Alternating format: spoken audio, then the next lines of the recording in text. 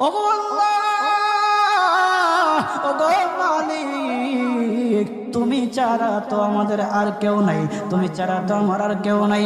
আল্লাহ গো, তুমি যদি মাফ না করো কে আমাকে মাফ করবে?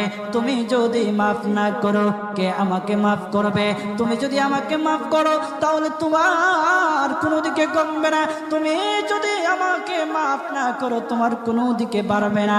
আল্লাহ গো, তুমি আমাকে মাফ করে দাও। সারাটা জীবন অন্যায় কাজ করেছি, সারাটা জীবন নাফরমানি করেছি, আমার কাছে কালেমার দাওয়াত কম আসে নাই, আমার কাছে কালেমার দাওয়াত কম আসে নাই, আমাকে লোকেরা কম বোঝায় নাই। ওগো আল্লাহ, তুমি আমাকে মাফ করে দাও। মাফ না করলে কোথায় যাব, কার কাছে যাব? বাবা যখন মারে তখন মার কাছে আশ্রয় নেওয়া যায়, মা যখন প্রহার করে